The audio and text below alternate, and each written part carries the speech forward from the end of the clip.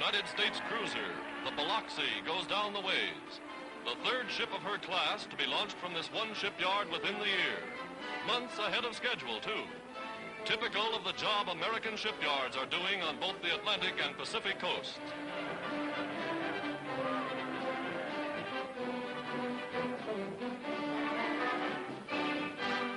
At another shipyard, the sponsors' party stands in pouring rain for the second christening.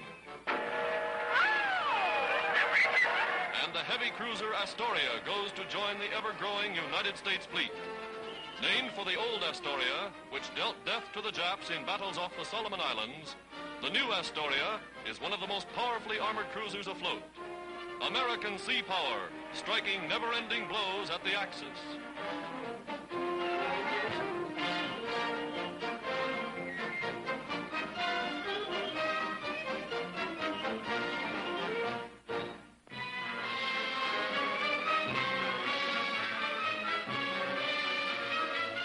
Harnessing the rushing waters of the Saguenay River, Canada is completing a mammoth war project capable of producing more power than America's mighty Boulder Dam. Despite the icy cold Canadian winter, workmen are winning a gigantic battle against time and the elements. Already they're a year and a half ahead of schedule. Here goes 41 tons of TNT.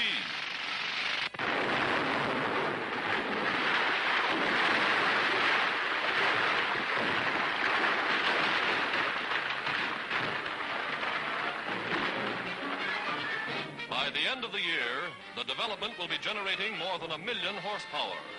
Power for the Dominion's great aluminum industry. For when these power lines begin to hum, Canada will lead the world in the production of aluminum. 750 million pounds a year for the United Nations war effort.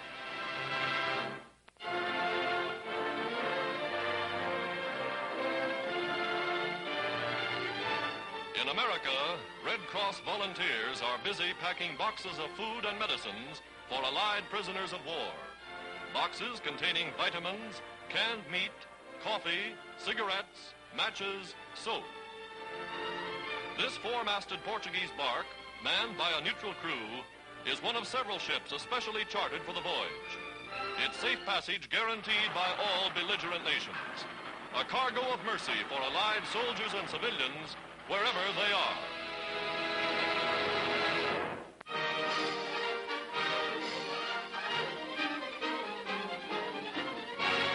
Once a year, Hollywood honors its brightest stars. Tonight, they also salute the 27,000 men of the cinema industry now serving in the armed forces. Now, Gary Cooper, voted the best actor for 1941, awards the prize for 1942. The winner, Jimmy Cagney, for his Yankee Doodle Dandy.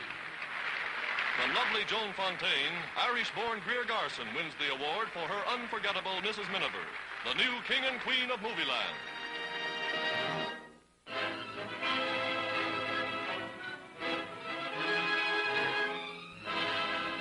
Ten years ago, a disastrous forest fire swept through 400 square miles of this vast western American timberland.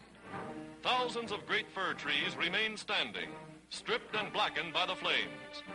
Today, lumbermen are reclaiming these fire-blasted trunks, cutting them and getting them to market.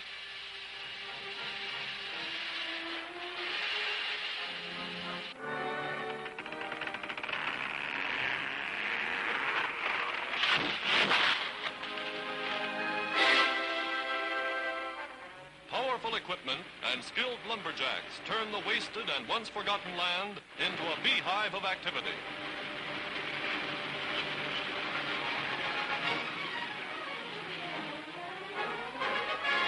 Giants of the forest, reclaimed from the dead, now on their way to serve the war needs of the nation.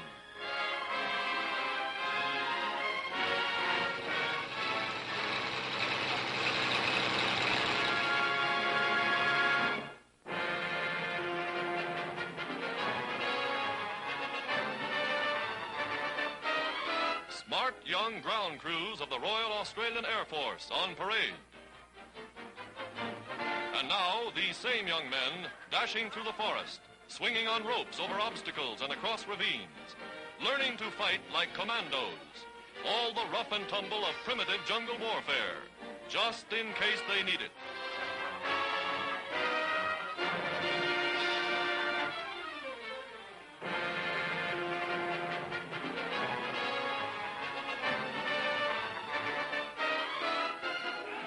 calculated attack, Jap style. And the Australian airmen show the enemy they're as tough in hand-to-hand combat on the ground as they are in the sky.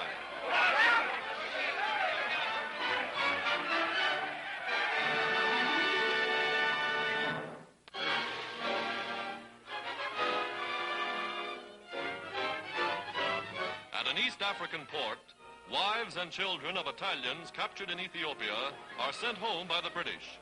Italian ships, which brought out the colonists to found Mussolini's colonial empire, now take them back under the protection of the International Red Cross.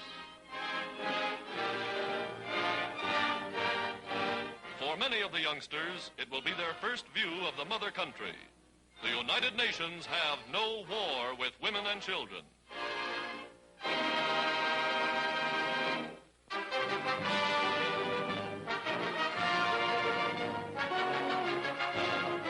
Stranger to American universities is Madame Chiang Kai-shek.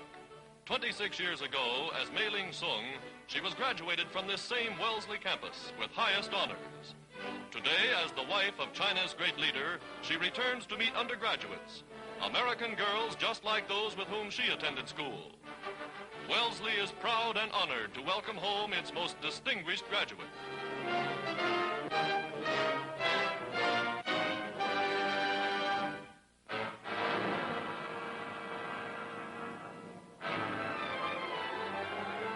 United States and Australian troops under General MacArthur advancing through the almost impenetrable jungle for the attack that ended all organized Japanese resistance on the Papuan Peninsula of New Guinea.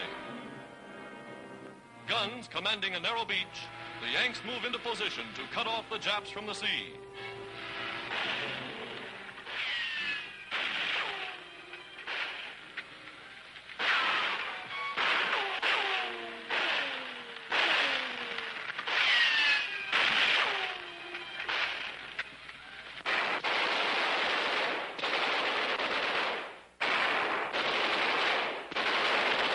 Blasted from foxholes, from carefully prepared positions, 15,000 Japs were killed in this one campaign. A Red Cross field hospital cares for Allied wounded. Fortified with modern sulfa drugs to prevent infection, most casualties will recover.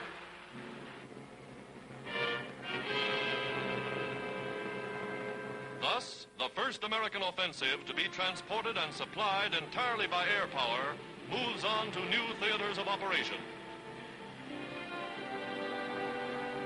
Army surgeons, sterilizing their precious equipment under the most primitive of conditions, have won a battle too.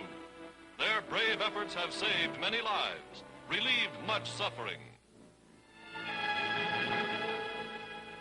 Along the trail, a Papuan hut run by friendly natives specializing in steaming tea, a welcome spot for battle-weary men.